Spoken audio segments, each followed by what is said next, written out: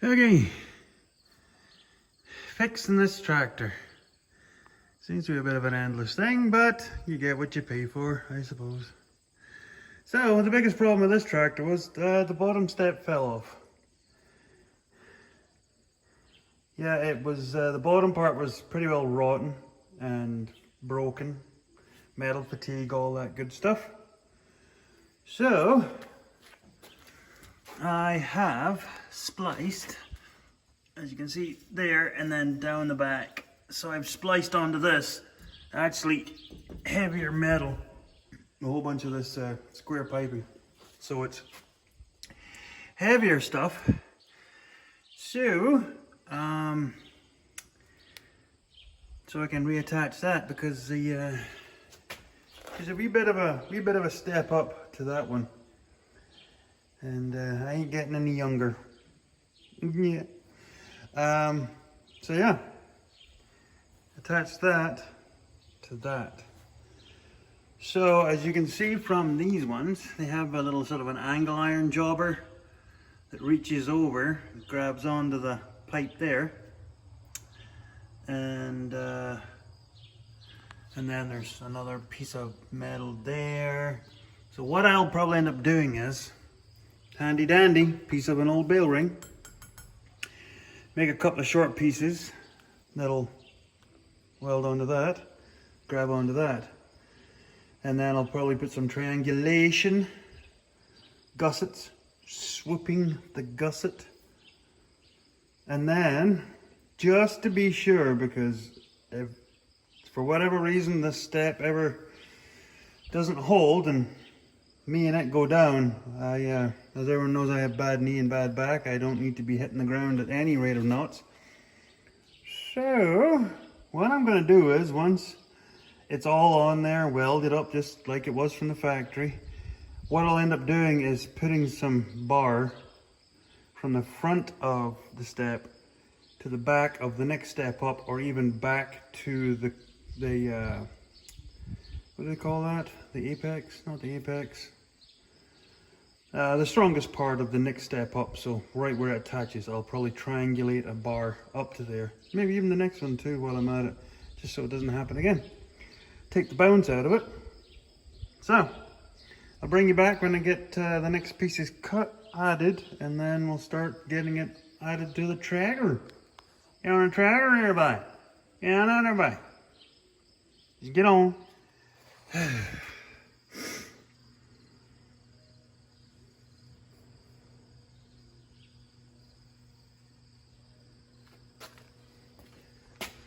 I think it's the same measurement. Hard to tell. So yeah, as you'll see, I actually didn't end up going angular because it was going to be such a small, because of the angle, it would have been like a really small surface area to weld to. And you'll recognize what the braces are made from. Yeah, old bit of knife section from a swather. So yeah, there we go, there to there, sort of front to back, and everything in between. So yeah, we'll call it good until I fall and break my spleen. But it's better than it was when it came here. Thing was half hanging off by the time I got here. Probably one of the next welding jobs on this, going to be putting a back plate on that with expanded metal mesh on there for lifting silage and whatnot, and a grab. We've got a grab to go into that. And then probably mud guards, as you would have seen from the last video. She got kind of manky ripping along the road, and these front wheels just pelting the whole cab. Not as big of an issue in the winter time because, well, everything's frozen, but I don't know, that way you've less chance of flicking stones up at your windows and all that good stuff. But call that done. Piper Doug fix. It's warranted out to about there. Yeah. Once you cross the doorway, the warranty's up. Side.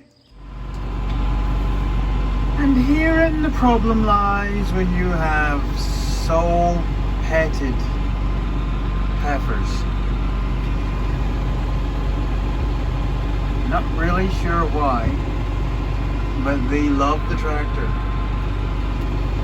And before you ask, on the other side of that pile is a brand new hay bale and a field of green grass. But they like the tractor. Don't know why. Yep. Just nosy buggers. Isn't that right, speakers? Yep. I'll be here for a while. So here we're a couple of days later from when I posted the rather interesting last video, the advert for NetWrap. I know you all probably just thought that was awesome. You know, how was Piper Doug so talented? And yeah, no, I can't even do that with a straight face. Anyway, so what are we up to today? Apart from, as we can see by that, she's raining again. Or should we say, the bane of grain is back. I don't know if it's supposed to be a lot today. It's really weird. It's smoky. And it's raining. Figure that one out. So, I didn't film yesterday, and the reason for that is I was loading a couple of my guy that's buying my old straw from me, he was back. He wanted more straw, and because of the oat straw that you saw a few videos back getting made, we could release more straw because I'm going to start running out of room down at the bale yard. So they were here getting a couple of loads. They've got 50 bales away so far, another 150 still to go, and then that still leaves us a couple of hundred of old stock kicking around until, if this weather ever clears up, my renter can get back to combining his spring wheat, and then we can get back to baling, and then we'll have an idea of what our total bales are. We should have quite a bit more because there's still 200 acres to bale, so hopefully sometime this year, be nice. But apart from that, yesterday I'd sort of put off because everything else going on. We had a dozen cows in here, cull cows, this was their last ride. Some of them this was their second time not carrying a calf to term, or having a calf at all. So as we know now, we've got to get better at not carrying, somebody's not happy, not carrying dead weight on the farm. So we had a heifer.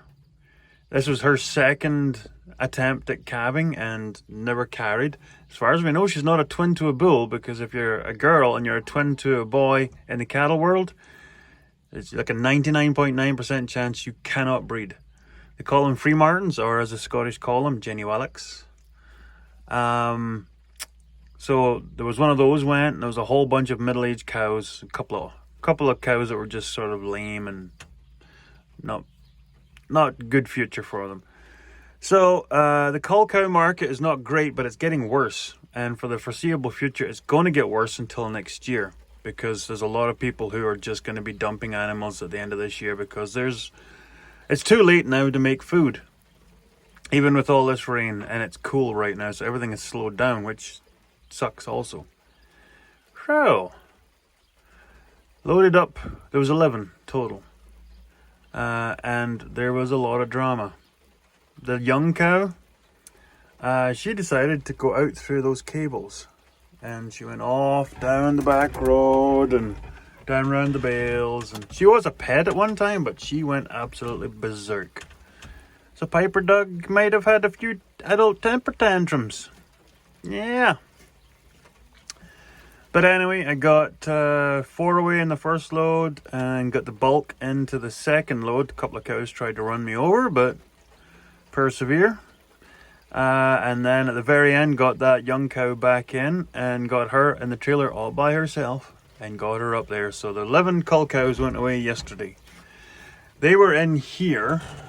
There was panels set up. This is their bale, because you put bales in to try and lure them into the crush. And then there was panels all along here, and they were back that direction.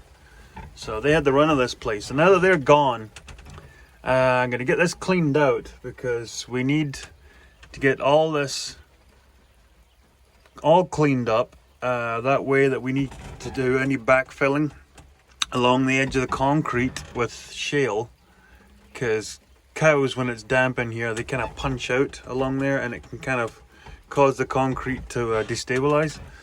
So we get all this manure pulled away, piled, as you can see there. That pen didn't have a lot in it, so I don't have a lot to clean up. That pile there, the big pile there, you'll have seen in previous videos. And it's kind of hard to see because I'm steaming up the windows. Big pile in there. Big pile in the new corral over there, and there's a huge pile in that pen. Now the reason that pen is huge pile in it is that's where the steers were, and there's more steers than heifers. We typically have between 3/5 and 50% of more steers to girls.